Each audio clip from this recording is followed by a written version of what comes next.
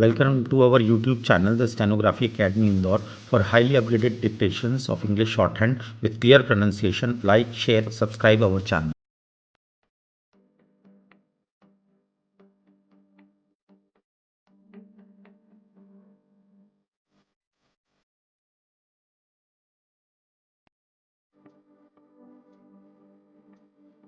Number 46, Kailash Chandra, 80 words per minute. Kindly be ready, you have 5 seconds left.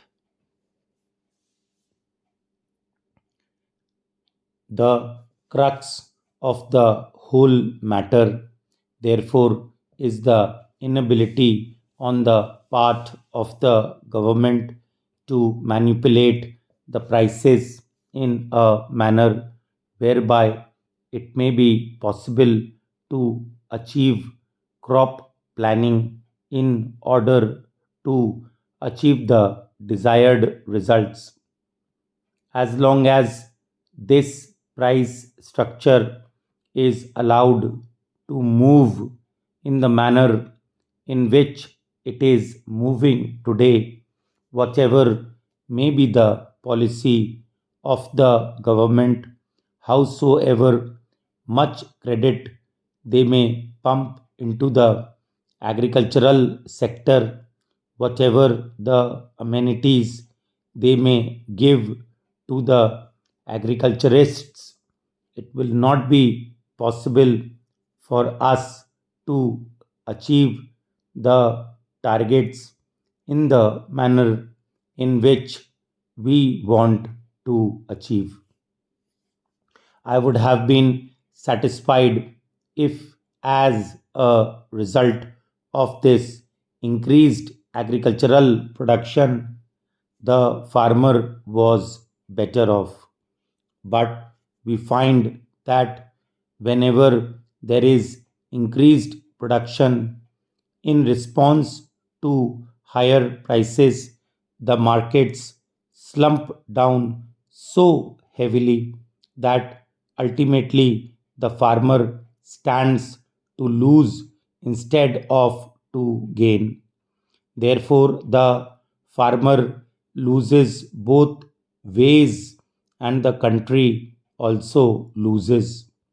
The farmer puts in more money, more resources in the production of crops for which he expects higher returns, and he loses all that money because the prices are not rising to his expectations, and instead the prices fall down rather precipitously, and the country is also losing because there is a very uneven development of agriculture. Therefore, the crux of the whole problem is not just to hold the price line or just to see that black marketing is avoided. That is only one part of the job, a very important part of the price policy, and that has got to be kept in mind. I am not against it. In fact, I am all for it, and I blame the government for not being able to do it so far.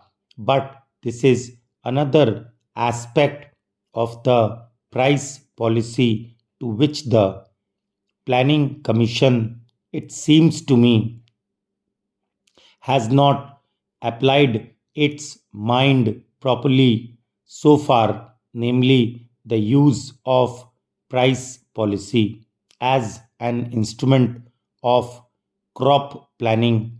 And as long as that particular tool is not utilized for this objective, it will not be possible for us to have a planned development of our economy. Then there is the question of incentives. We are now told every time that unless incentives are given, it will not be possible for us to develop our economy. We are hearing daily about our export promotion.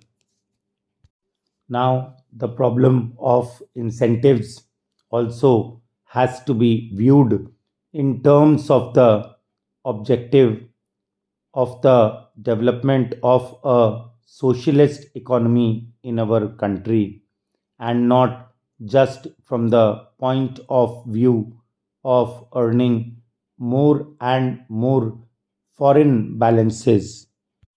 I am not in any way belittling the problem of foreign balances, but ultimately the problem of foreign balances has significance and meaning only in terms of the objectives that the third plan has set before it. Therefore, when we are talking of incentives in order to earn more foreign balances, we have also to think of incentives in terms of achieving the objectives that we have got in mind. I was therefore disappointed to read the speech of the planning minister, as he said, as the planning minister at the Indian Labour Conference, in which he seems to have indicated a new approach to the problem of wages. His approach has passed through three stages. In the first stage, just after the general election, the planning minister came out with a statement that he was thoroughly dissatisfied with the way in which the wage structure had developed, and that he meant to do something about it. He categorically stated that the real wages had not increased because of intransigence of the management, and he further stated that he wanted to do something about it. Then there came about a discussion as to what could be done, and all the industrialists themselves and the financial newspapers in this country came out with the theory that wages could be increased only if productivity is increased, and therefore wages should be linked with productivity. That was the second stage whiz: increase productivity and wages will be increased.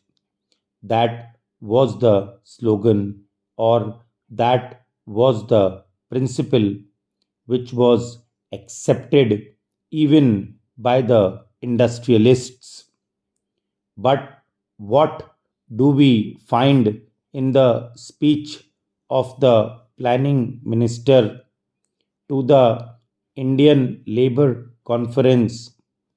There he says that even if productivity increases, the first charge will be in respect of projects which are meant for further employment or creation of more employment opportunities. That means even if productivity increases, it is not that the workers will immediately benefit in terms of higher wages so that it may be possible for them to improve their standard of living a little bit. Even if productivity rises, the fruits of productivity will go to schemes for creating further employment opportunities in the country. How long are the workers to wait, and what exactly will be the stage at which it can be stated that enough employment opportunities have been created and therefore the stage has come for increased wages?